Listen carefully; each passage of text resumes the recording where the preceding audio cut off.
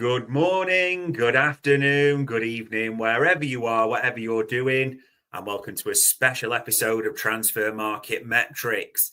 Attackers are the talk of the town at the moment, aren't they, ladies and gents? A certain Florian Wirtz may well be dominating your thoughts, but also there's others that are being linked, both in and both out across the forward line. So we're here to look at the stats of all. We're here to talk about the metrics, the key things that matter, and we might just have to make some call as Messrs Hughes, Edwards and such will be doing at the same time. I'm joined as ever to run the stats, to look at the analysis, to probably give him a surprise segment that he doesn't normally like as ever. It's Bart. How are we, sir? We're good, mate. You good? Yeah. Do you know what? We are champions, which was brilliant. Yep. The celebrations were great.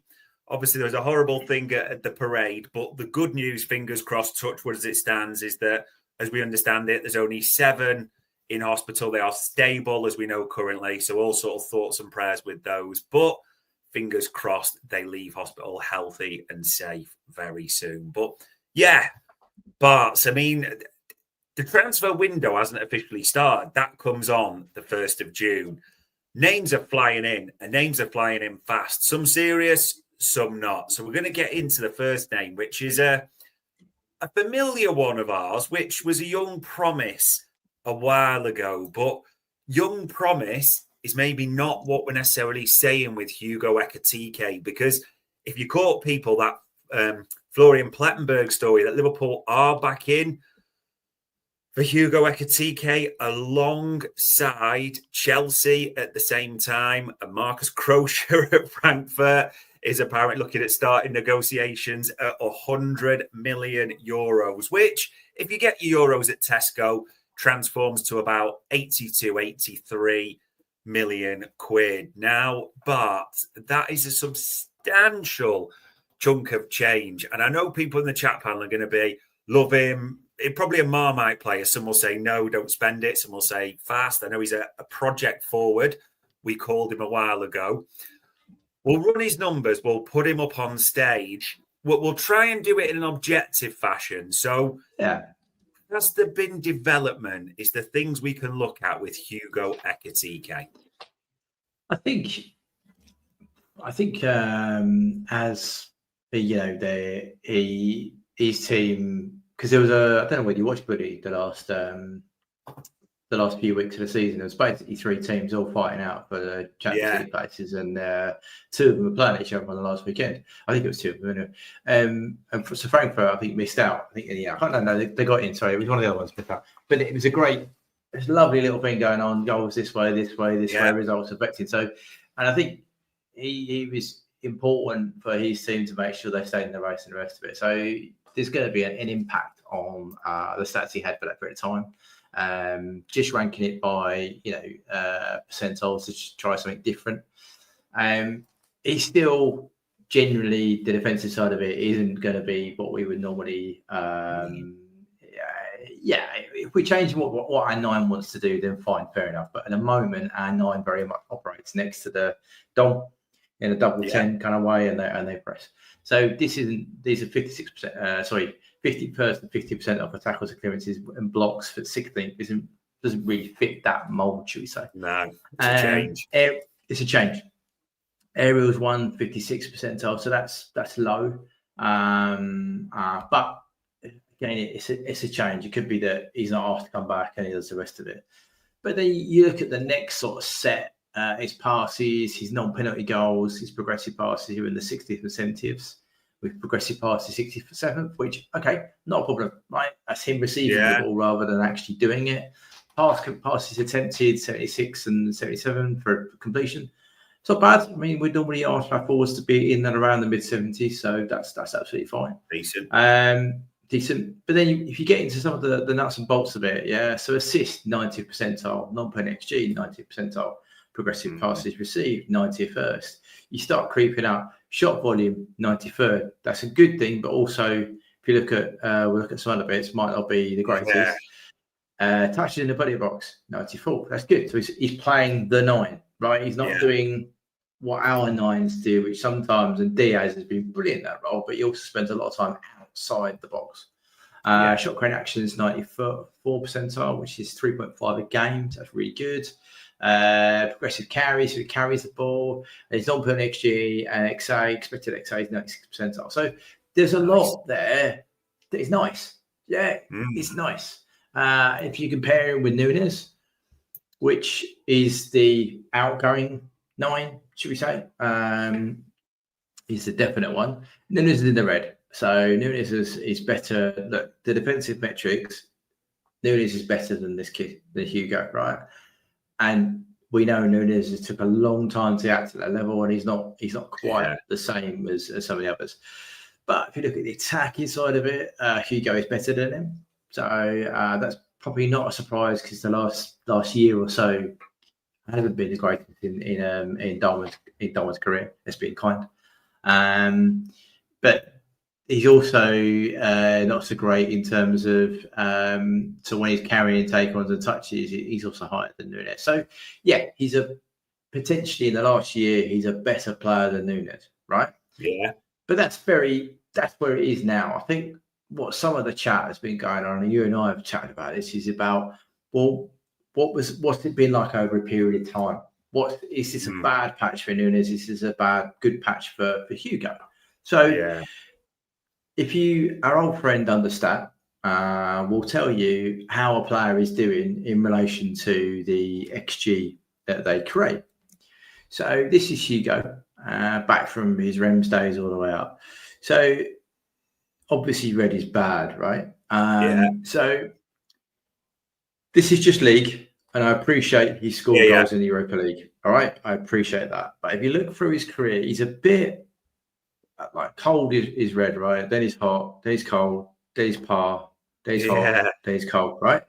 So the concerning thing for me is this season, when his team have been a successful side in the league, right? You can't get away from that. They've qualified for Champions League. They've done well in Europe, yada, yada, yada. He is 8 goals under the XG he had. Wow. Right?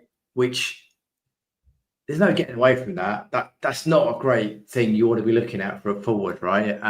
Shots per 94, that's a great thing, right? That's a good thing. Key passes, only 1.5 a game. Great, not a problem. XG per 90 is 0.79, sorry. So there are some good things in there, but fundamentally that one there is not so great. I mean, if we look at his season before last, so that's his shot map there, mainly right side dominant. Some of his bigger chances in the 6-yard box, not a lot outside the box, which is what we want to see. If we look at this season, though, he has got a lot of big chances in between the sticks, as we like to say. But they're not only the green are goals, by the way. So yellows are misses, reds are misses. So, and he's also shot a lot more from outside the area. So he's shot a lot more this season than last, right? He's also, it's less, whereas last season, which was a slightly up season, a hotter season, right side dominant, coming in centre. This season, he's all over the box, all over. So you could look at that as a positive or a negative, right? It depends on what the instructions are as a coach. We know Slot likes people to shoot in the box and between the 2 sticks generally. So, there are some things there. If you look at Núñez, though, so Núñez for the past 3 seasons has been under his XG, all right? And even some would say last season might have been his best season for the club, maybe. He was 8 goals under his XG, right? 8 goals under. But he only had 19 XG for a start, whereas Hugo had, off the top of my head, 23. So there's a little bit of difference. And this season, he's finished just under 2 goals under his XG. Shot maps, though, if we look at, again, just looking at this season, centrally, but Núñez is more left side dominant. He has also missed a lot of big chances in and around that left stick, right? Season before last, which you could say was a slightly better season for him, he had a larger shot map, a bit similar to Hugo's this season, with still this penchant for missing on the left-hand side of the goal. So there are some comparisons to be had. All right. Yeah. The worry for me is this non-conversion of XG, because that is fundamentally what people frustrated is a good word, right? They get frustrated with Núñez for missing a high XG chance. If you've got a shot chance in this area here, if you've got a shot, that's a 0.2, 0.3 XG chance, right? And if you miss them regularly, they are normally huge moments in a game. And fundamentally, Núñez wasn't scoring enough of them. And that's my worry with Hugo is he's got some green here, but he's also got a fair amount of yellow and reds around in those areas as well. So that'd just be a slight concern for me. We know his physical attributes, top speed, just sort of 36. We know he covers a lot of distance. We know he does a lot of intensive runs. We know he's sprint. We know he's tall. He's got the physical attributes to play for sure. If you want to look at his XT, it's 0.07, which is okay. It's not brilliant, but it's not bad. It's an upgrade on Núñez and Jota. So there are things definitely like about this kid. It's just that if you're buying him to replace a that's harsh. A player who's underperformed in front of goal, right? You're buying a replacement for that. I would suggest you might not want to buy someone who's had an underperforming season in front of goal. That'd be my only caveat. Everything else looks okay. His build's okay. There's other elements we can build into it in terms of his build and the rest of it. His chain involvement. He is involved in the team's build up a little bit. 0.23 XG build, 0.01 XG chain. There is a lot of positives about some of his game, but fundamentally, if you're making that change to improve the output from your 9 in terms of goals, that's not a great stat to be looking at. All right. But everything else, as we said before, he's a kid. He's learning the game. He's got the physical attributes to play in the Premier League. It's just, let's hope he has a hot season with us next season if he signs, because that does seem to be a bit of a pattern with him. There you go. Because if he got par with that, if he'd actually got on par, that'd be a 24-goal season player, and he's got the Europa League goals, right? So that's a very, very different forward, but his price point would probably be a lot higher, right? So, yeah. It was what I was going to ask you, and it is right to use those phrases, hot and cold, because we think back to when we bought Núñez from Benfica, he was running hot against his XG, like the way we bought Diaz from Porto, same country, wasn't it? Hot against their XG. Ekitike in Germany, and I've done my research, as you always tell me to do, so it's a 0.16 differential against the Premier League that we're looking at that way as well.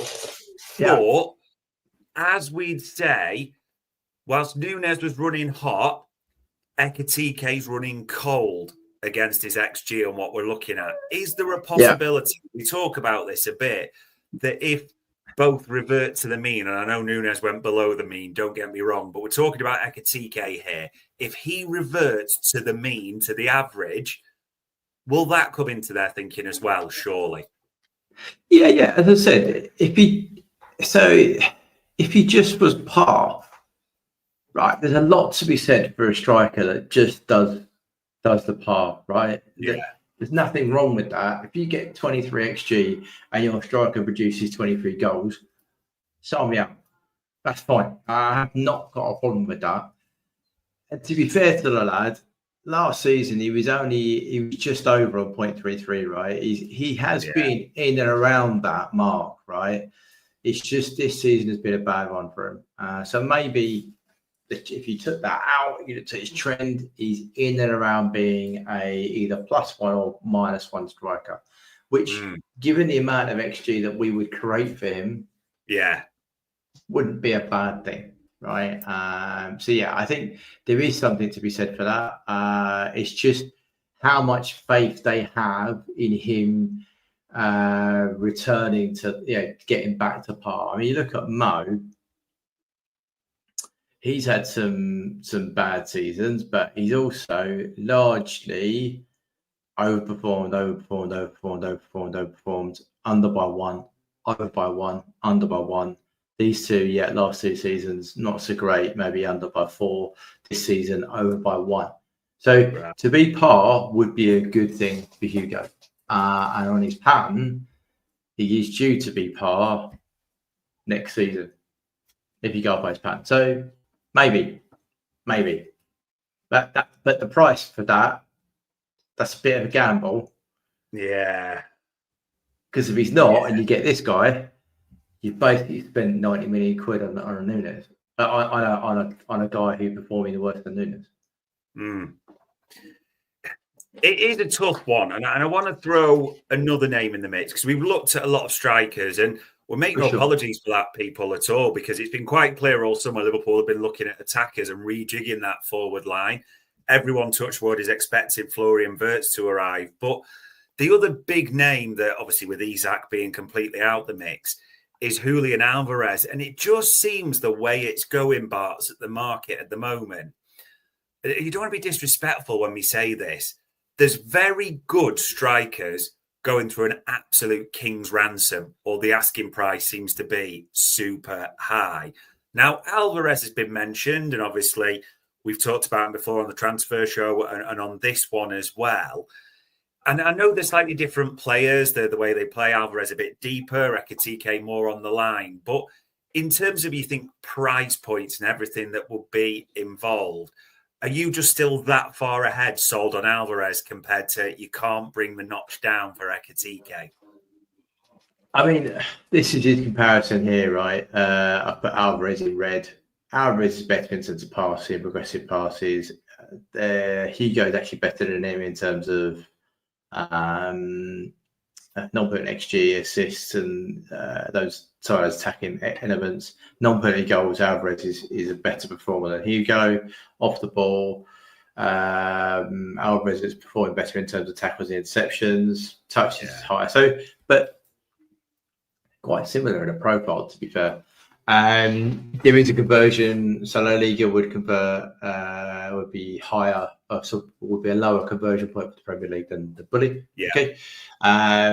If you look at Alvarez's output in terms of, just trying to find his XT is 0.11. So that's like another 4 or 5 on a good day above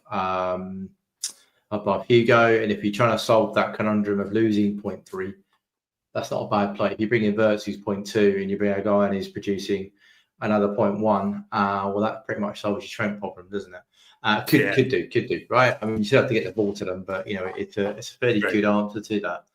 If you look at Alvarez, though, in terms of what's he doing in terms of XG, now he's he's only got 3 seasons because, in a way, Understat does his data, and I don't control that, guys. It's just saying to where he is.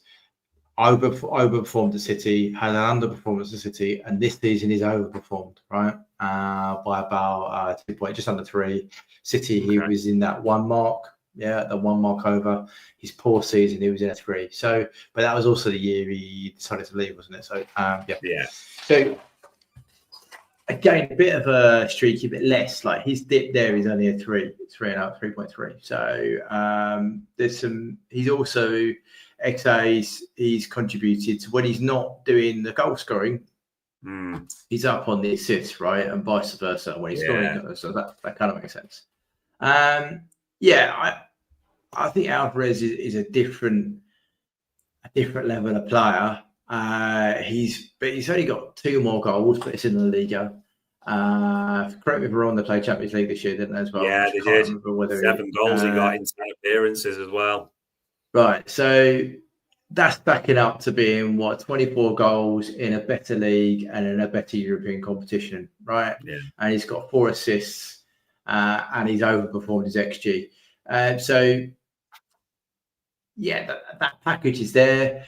There will be question marks about whether or not we've discussed this, whether Alvarez could play with Wirtz.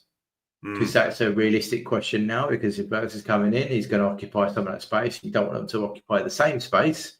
But equally, I think I've seen Alvarez play as a more of a 9 anyway, more in a box. He can drop off. I think it gives you flexibility. And there's a couple of famous managers used to say you buy the quality and you work out how to play them later on. If you get an opportunity to have Alvarez and Wirtz on the side, I would suggest you probably take it. Yeah. By the way, and I know the chat panel will be going crazy for this. There'll be Hugo Ekitike fans or people saying, I get it, Sure. that we can't get Alvarez and the price point. This is more people, as we do on TMM, just for illustration and comparison, because you've got to look. That's what Moneyball's about, isn't it? It's not about just signing cheap players. It's the value that you get for the price. That's what it comes down to in that regard. And I mean, I'm just looking at Alvarez, and you've got him on the screen there as well, Bart. And the big thing that stands out, I mean, shot creating actions, he makes things happen. Yeah. And also, to be fair to him, yes, TK did have a lot more 90s, right? But there is a legitimate thing about the quality of league here. The league is ranked higher than Bully, right? And playing in the Champions League is better than playing in Europa League, right? Yeah. Spurs would not have got to the final of the Champions League, right? Spurs United, 17th and 18th in the Premier League, whatever it is, 16th, 17th, played out the Europa League final. That tells you the quality of that competition, to be fair, right? So, but he's still got some weaknesses in the defensive area, right? Blocks, clearances are two of his lowers, but he is slightly better for interceptions. Aerial is even lower than Hugo's, but as we know from City days, Alvarez is a shorter lad, isn't he? So, I still, there's a lot of quality there. 94 shot creating, passes attempted, aggressive passes, carries. He's in the 80s for take-ons, expected goals, non-penalty goals. There's a lot, same sort of pass completion, same sort of amount of progressive passes received. So, the only thing is probably a slight thing is his shots total is down to 2.5, whereas Hugo's was 3.7. But that's not necessarily a good thing. If you're taking a lot of low-value shots, I think you probably prefer fewer high-value shots than a lot of low-value shots, which, there you go. So there you go, ladies and gents. We fully ran Ekitike. We did the different style. We did the understat matrix for you as well. We brought it all in. So we'll see if anything develops on that one, but hopefully that gives you a bit more information around that player and competitors as well. And we talked about a number of potential incomings, Bart.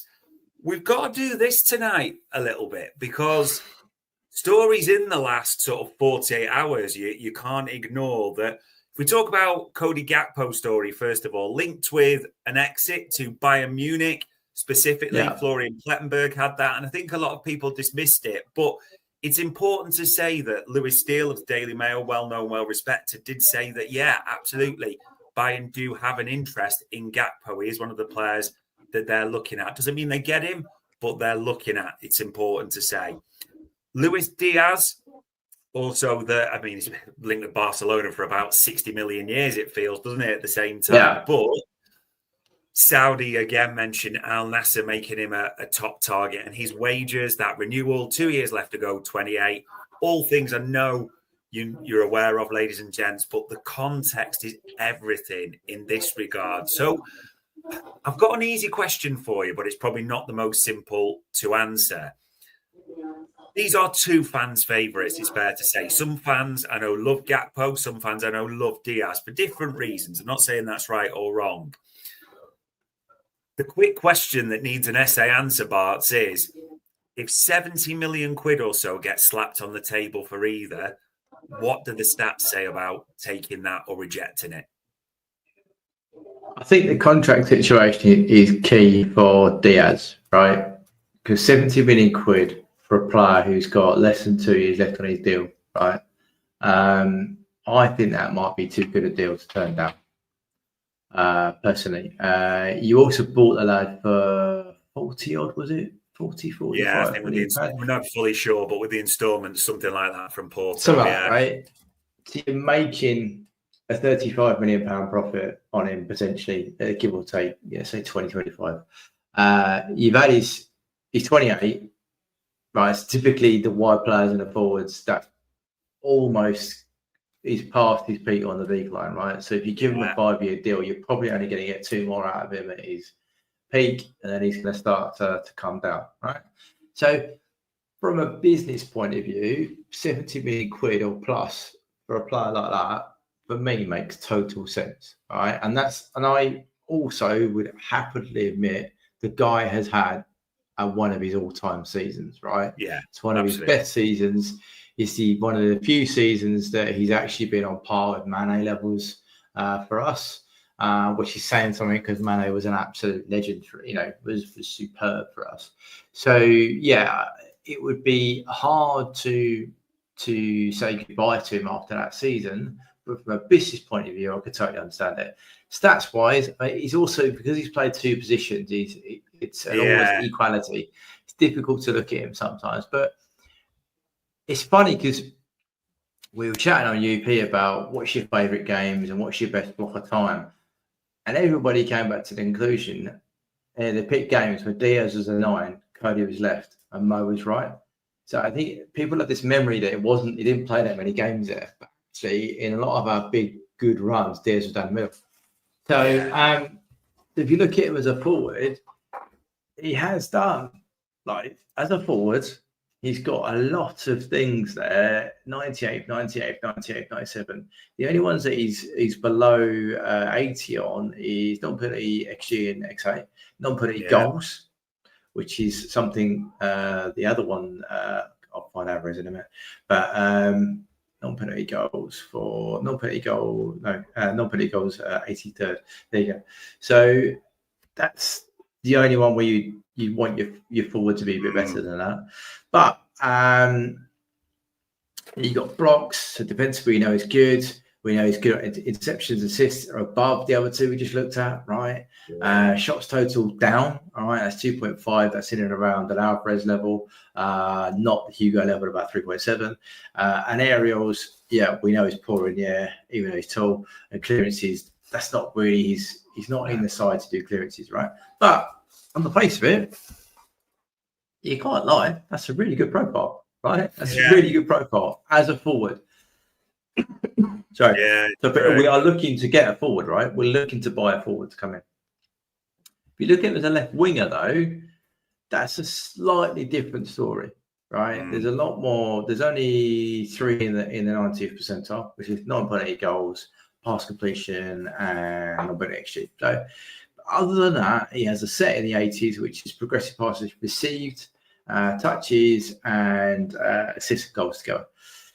Then you've got shot creating actions is low, right? 75th percentile. It's good, but it's not in the high echelon, should we say. Shots total, again, 2.5 for him as a winger. That's low for a winger. And then you look at some of the other ones which you'd expect him to be better at, particularly out wide, which is progressive carries. He's only 61st percentile. So there's 40% of other wingers better than him. Yeah. So that's where I think if you start picking him, I think you need to work out if you're selling him as a left winger, that is a very different thing than if you're selling him as a forward this season, right? Yeah. So yeah, I can see why the club would take that deal. I think you could get a left winger who would perform as well as he has done as left winger this season. Forwards, we know they're looking for one, and that will cost you a lot of money to do what Diaz has done down the middle. But they might consider that you give me 70 million, and I'll go and buy, I'll put 30 to it and get Alvarez as a 24-year-old or whatever it is forward. That might be a better long-term solution for them than having a 28-year-old that you're hoping he has another exceptional season. Or if he returns to his norm, it's a notch below his last season output. So that's what I would say on Diaz. He's had a great season. Loved him. One of the major reasons you won the title. But, yeah, you should be looking over a period of time with him, really, would be nice. True. Yeah, it's a tough one with Diaz. And he is a crowd favourite because of his style of play, it's fair to say, and the way he goes about it. And, an impressive second highest scorer in the Premier League, wasn't he? So if you look at the Premier League and Champions League, it was 16 goals. 5 assists. So, aside from the cup competitions as well. So a really impressive season for him at the same time. I suppose, is he a hot or cold? It felt like this season he was hot. We bought him when he was hot, but he's a streaky player, it always feels. Yeah, he is, and that's exactly what I just wanted to understand for him. This season, he finished just above par. Right, surprisingly. I mean, everyone, as I'm saying with you, I thought, oh, wow, he'd be well above XG this season, but he's not. He's only 0.64, which basically means he scored as many as he should have. Yeah, he scored 13 goals from 12. That's about right. Last season, he was well under. We can all remember the plethora of misses that he made last season. Yeah. Unfortunately, against City, he missed 3, for example, 3 big chances. The season before, again, he was par. The first season he came with us, he was actually under. So, yeah, this season, surprisingly, his assists have been the other way. So, was there 2 good seasons for that? So, I think he can be streaky, and I think it's absolutely fair to say to him, this season he's been on a hot. Last season he was under by 0.48, which is the same as Nunes is this year, I think. So, yeah, are we confident he'll give us another green next season, or are we more confident he continue that 4-year pattern of going back to the red next season? I don't know. That would be something the data guys would have to make a call on. Yeah, but at worst case, he could be just under par. And at 28 to be 29 next season as well, that may well be something that just nudges it over. We will have to see. I mean, on the other side, Bart, one player who isn't 29 is Cody Gakpo. That it's an interesting one that this link's come up all of a sudden, because people will just look and think, well, everything's Dutch a little bit at Liverpool at the moment, isn't it? The manager, like the Frimpong, set to join in as well. But there's this strong rumour, isn't it, around Cody Gakpo and Bayern Munich. So I suppose it's intriguing. 26 years old, Cody, only just 26 as well. It feels like, again, it's been a good, strong season for him. But is there a case if that 70 million was whacked down on the table? No, I say this one's slightly different. He's younger. He's got longer on his contract. You'll correct me if I'm wrong on that. Has he got 3 years, 4 years, 3 years? Yeah. So you're not quite in that do or die situation, that poker who blinks type thing, right? You've got another little bit of leeway. Stats-wise, he's got 1 in the 90th percentile, right? So that's progressive passes received as 95th percentile, which you think about how he played, that switch from Trent over to him or Van Dijk, that's a progressive pass. Then he's got a collection in the 80s, which is non-penalty goals in XG and blocks. Unsurprisingly, one of his defensive stats, we know Cody for being a bit more defensively orientated, should we say. Aerials, again, that's a really strong element. He's in 79th percentile, so that's a really good thing. Shot volume, 2.7. Again, around that 2.5 shots, same as Diaz, same sort of element. Touching the penalty box, 5.37. I think Diaz was 6. So he's taking 1 less touch in the penalty box than Diaz was. Interceptions is good. That's, if you look comparing the defensive elements with some of the other players we've looked at, that's a high. That's in the green. That's 68th percentile. Clearance is a little bit more than we would normally expect for one of our players. And then you've got tackles again low. Passes attempted to received. It's a little bit low for a Liverpool player. If you look at Diaz, where is it? Passes attempted 36. Passes received, he's going to be a lot higher. Yeah, he's higher. So there are some things here about Cody's game you can look at. I haven't got his physical metrics to cite. But if you looked at his understat profile this season, he was over by about 1.5. Okay. Last season he was under. Season before that, when he first came to us, he finished over by a point. So he's in that 1 range, like 1 under, 1 above. It's not bad. It doesn't seem to have big streaks in it. All right. Which is not a bad thing. It's just saying how it is, really. But no, I think so. For me, considering I think rightly Cody's been almost first choice left wing this year, that'd be a big change for me to see him to move on. I think he's not got quicker. He's just got better in terms of what he's doing. His decision making is quicker, so therefore he looks quicker on the ball because he knows what he's doing straight away. He's got a more defined role, yada yada. So those kind of things. So yeah, I think there's certainly some things to look at. If you compare Diaz and Cody in terms of their profiles, they're actually quite similar as a left winger, which shows you how much Slot has added on. Diaz obviously outperforms him in certain elements and vice versa, but the shape is quite similar when you move it around that way. So, yeah, Cody for me is a very Marmite player. I think some people haven't rated him and are pleased he's improved this season, and others are a bit have always loved him, and he's one of Dutch lads and the rest of it. So, yeah. I think it'd be a shame to see him go. I really do, because I think he might just starting to become into a good period for us. And with that length of time of his contract, yeah, I wouldn't suggest that was the best move business-wise. Interesting, yeah. 2028 it is, so 3 years he'll have left to go this summer, people. It is a tough one.